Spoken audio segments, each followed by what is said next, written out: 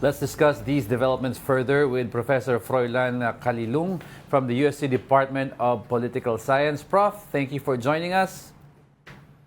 Yes, thank you so much, and good morning. Good morning also to all our viewers today. All right, Prof. So far, it's been a few days since President Marcos decided to have a revamp, a so-called revamp of the cabinet. So far, what are you seeing? Do you think there is a certain direction or a message that this revamp is conveying as of this point? Well, I really don't want to call it more of a revamp. I think it's more of reshuffling because what we saw are basically a lot of changing of respective positions. From an optics perspective, I think initially I think this was good, primarily because at least the president was able to show or he wanted to actually flex some muscle here, and we would like to really exhibit some kind of leadership here, when he tried to do this. Unfortunately, it seems to me that some of the key government positions either were retained, or if not, they were just simply transferred to different offices, which I think is quite problematic for me because at this point in time, there might be some problem with regards continuity. There might be some problems also regarding the adjustment with their own respective leadership styles. So, but that's his prerogative. And what we're seeing here primarily is that those people whom allegedly did not favor the arrest of the former president, I think was removed, as in the case of the former Solicitor General, and those people who actually helped in the arrests were actually retained. And I think this gives a strong message, especially to many people, that the president's desire to actually change the dynamics and the composition of his cabinet actually points out to one thing, and this is of course in line with the arrest of the former president. So it's still politics, the way I see it, still politics. Aside from some changes, I think the meatier, more substantial side of this issue right now is still grounded on the political sphere. Yun nga. So do you also see this, Prof, na revamp siya in a way that entails removing some of the Duterte allies? Yes, actually, and I think it's very clear from what transpired, because if this was really intended to be more of a purging or cleansing from within, I think there should, since they already asked for a courtesy resignation, then I think it's best that he should have placed here people or men that he knew could actually deliver. Because if the past 3 years or so that these people were already in position and then there were no tangible outcomes, or there were really not much of a very good concrete policies or programs that emerged, it seems to me that there was really a leadership vacuum, so to speak. So in this case, since he already asked people to resign, he could have, utilized this prerogative and this situation to actually place or put in their position people of greater competence and expertise in this particular areas. You know, Prof, when the president first announced that he was planning to reshuffle, revamp the entire cabinet, siyempre all of us had our own lists about which secretaries might be going, diba? And all of us, a majority of us had Secretary Vince Dizon as a poster boy for what the president might be looking for. Ngayon, what departments did you think should have had a revamp or a replacement of a secretary based on performance if the president was sticking to that direction? Well, I think the economic team actually, I think, could have utilized some kind of a different composition, especially the finance department, as we know it. There are several unpopular moves that are stemming from some of the initiatives coming from Secretary Ralph Recto. So, but we also understand, and I think I go by the wisdom of the president when he wanted to maintain some semblance of continuity with regards to the economic team. But of course, there are several other departments that I think could have have some changes like the DILG, for instance, or the Department of Justice. These are very, very important positions. But then again, it's so hard for the president probably to remove the Remulla brothers because of the political capital that these two actually added to him, especially during the elections of 2022, Yes, oo. notwithstanding the fact that they were also very instrumental in the arrest of the former president. Oo, and if they remove the Remulla brothers and they were instrumental in the arrest, parang it's a message na, teka lang, is the president softening about the arrest issue or naglalaglagan na ba? So I think that you're right, no? It would have been bad optics to remove them. Yeah. Okay. So we try to retain them, definitely. Right. Yeah. Okay, so let's talk about the appointment of the new PNP Chief, Major General Torre III. Ano? Some would say na kaya siya na-appoint kasi ito yung reward niya for arresting, of course, former President Rodrigo Duterte and also Kibuloy. And of course, yung PBBM allies would say, no, based on merits naman yung ginawa. Your thoughts on that?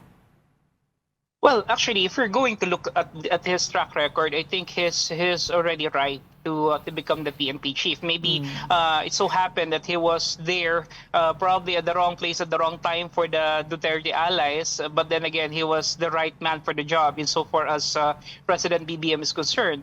At any rate, of course, we know for a fact that the assignments and this granting of positions, particularly in the PNP, is actually based on several guidelines, and of course, merit and principle is also definitely being seen here by the president. Of course, we cannot discount the fact that he is being rewarded for being such a good and faithful ally to the president.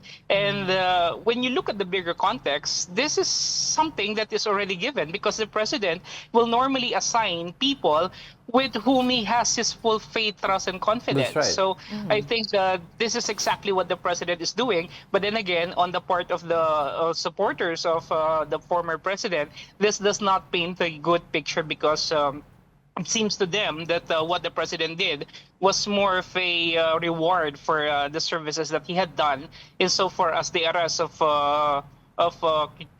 Pastor Kibuloy and the former president is concerned. Okay, let's move on over naman to agriculture, which is a very critical department and also something that's close to the heart of the president. Secretary, I think Laurel was brought in to address certain issues, and madami nagsasabi, well, as of this point, they haven't seen these issues resolved. What do you think about his performance? Yes, actually, this is something that I also would like to point out because on paper, there's no doubt that he really carries a very good, a wealth of credentials, so to speak. But then again, it's different when you're already on the ground and you're doing or you're actually functioning in a very, very high level position that really demands proficiency, especially because the problem of our countrymen right now are actually in line with food security, Yes. in line with agrarian self-sufficiency. It's really difficult, and so the broad strokes that I think he tried to create, like for example, the creation of the 20 peso rice, Yes, of course, was more of an election. It's more of an election propaganda more than a sustainable program. And yeah, I agree with that. We have yet to see a very good or concrete manifestation of his expertise and his caliber insofar as the agriculture department is concerned. And I think the president might want to look into this. And when you look at the bigger picture, it's also one way. This reshuffling or this repositioning or purging, whatever you call it, is also a wake-up call to many of these cabinet secretaries to really shape up. If Yes. they really want to maintain and be retained, then they really need to come up with good policies. And I think I've mentioned this in many interviews already, that this government really does not have a flagship program, a Right. concrete policy that will create a long-lasting legacy Yes. insofar as the president is concerned. And I think this is what the president is trying to see right now. Probably in the 3 years that he will be in power, he really want to make a good, lasting impression. Because let's face it, the only program that this government has been doing so far is the providing of the ayudas, and definitely this is not sustainable. And yeah, many people are now against the idea, especially the middle income earners. Well, So having one said lang that, before that. No, so I'm sorry. One last, and then I'll turn it over to Angel. You're talking about trademark. A lot expected him to really shake up immigration because a lot of immigration issues have been hounding us. You have Alice Guo, who went through the back door. You had Harry Roque, who went through the back door. And yet, when this revamp or reshuffle happened, not really a major shakeup in immigration. Yeah, that's right. I don't know if the president actually believes that the foreign policy or the manner by which we actually maintain our diplomatic ties with other countries actually is really important, because at this point in time, I think the president is more concerned with the economic, those socio-economic imperatives, as well as on the political side of things. But of course, this is very, very important, especially when we look at the international image that we're trying to portray, especially in the international arena. I think this is also something of a great importance. And I really hope, no, that even if there is no mass resignation, I hope the president will still have the strength to muster the ability to actually remove people, even if not on an en masse level, or even not on a mass resignation basis, because it is within his power to really remove and to place people of competence, people that he has trust and confidence with, even if they don't do it on a mass resignation level. So I think I hope the president, even not now, but in the future, if he really will be able to really assess and evaluate things, and I think this is what the president has been trying to do. He's trying to project the image of a CEO president, evaluate hello, Prof. things, asking for deliverables, and eventually trying to see whether who will be retained or not. But going back to what you said earlier, that sabi mo nga parang wala namang masyadong policy, this administration have concentrated or focused on ayudas or giving ayudas. But having said that, do you think the push for EDSA rebuilding is something that this administration is looking forward na maging legacy nila? Prof? I think we lost Prof. Technical Prof. issues. Froilan, wala na. Andiyan Prof, pa. can you hear us? Oh, yes, sorry. Yan na. Yes. Nag-mute ka, okay. So did you hear my question po, Actually, Prof? Yeah, Yeah, I okay, did. go ahead. Actually, even at the local level, if you really want to come up with an impression that you did something and that you were able to leave something, it's really with infrastructure, because these are hard projects that you actually see and that the Right. people will be able to utilize for a long period of time. So I think if this is going to be a move, and if this is going to be a serious thing that the president really would like to do, then by all means, I think this is a welcome development. Yes, of course, there will be problems because rebuilding EDSA, the major one of our major thoroughfares in the country, especially in Manila, is really going to be problematic for many. But of course, if you look at the long-term benefits of it, I think years from now, people will look back and they will actually thank him for what he did, especially with this rebuilding of EDSA. So yeah, I think there's a program, BBM, the Build More, which is of course a spin-off of the Build. However, over the past years, I think they were not able to amplify very well the different infrastructure what do you call this that are being created by this program. So Yeah. I think it's really high time that the president focus more on the socio-economic dimensions, particularly infrastructure, agricultural self-sufficiency, because I think for the past year or so, this administration has been too much involved in a lot of political noise. And I think the public actually wants more of governance and less of Yeah. politics at this point in time. Let's talk about another a popular move, replacing former Soljan Guevara with Berberabe, now Soljan Berberabe. What do you make of this? Well, I really have nothing against Attorney Darlene. She has shown in many years that she has been in government service that she is really efficient. She's very competent, actually, not just as a lawyer, but more as a manager. Yes, Yeah. The way she handled the Pag-ibig Fund several years ago and several other key government positions, and even in the academe, I think she's a good replacement for the former Solicitor General. I think she brings in a lot of wealth in terms of experience, track record, and academic preparation to the table. And I think this is something that I believe is a very good move on the part of the president. But some critics kasi would say, Prof, na yes, she's a good manager, pero meron ba siyang enough experience when it comes to litigation, which entails really the job of a Solgen. Yun yung isa sa mga sinasabi ng ibang mga kritiko. Your thoughts on that? Well, I believe that she knows already how it is to work in the government. She has handled several key government positions already naman in the past.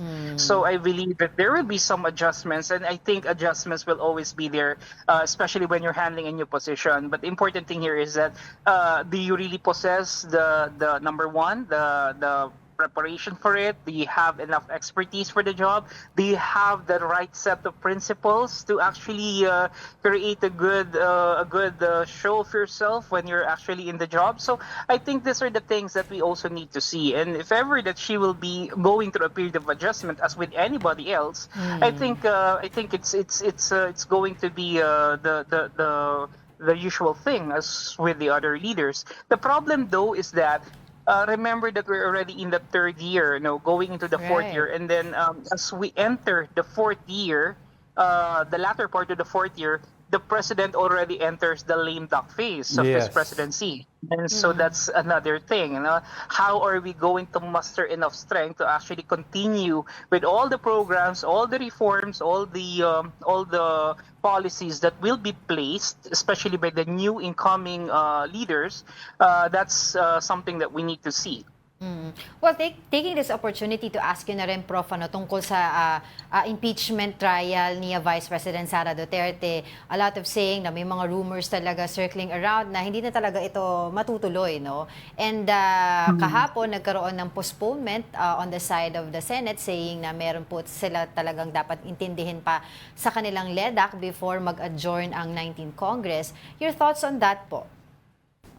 Well, the postponement again created a more limited window for the 19th Congress to decide on this. Remember that if the 19th Congress were to decide on this, they will have to finish this at least before June 30, which is, I think, really impossible.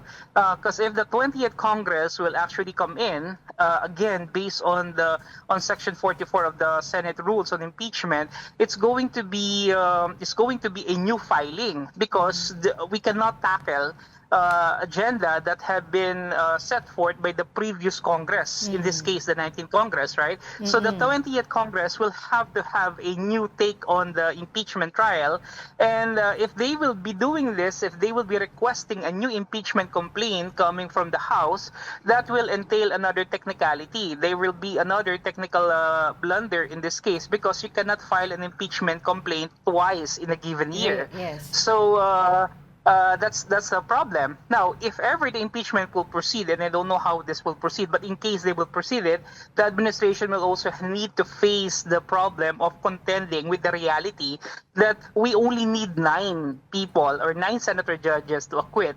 And the way we see it, the way we actually have defined the lines, especially after the elections, it seems to me that there will be more than 9 people who will be voting against the impeachment of the vice president. So again, this will be another setback on the part of the administration. And this is the reason why I believe the president is telling us, consistently that he doesn't want the impeachment Yes, to actually. take place, because probably the administration and the president already knew that there might be some problems that they will be having. But either way you look at it, if they will withdraw the impeachment, they will be perceived by the public as losers. If they will be pushing with the impeachment and the trial will proceed and the senator judges will decide on it and it will result in acquittal, they will also be depicted as losers. So it's really a lose-lose situation right now on the part of the government. Maybe that's the reason why they're trying to see what are the best possible options they have right now, which I believe there are very few actually at the moment.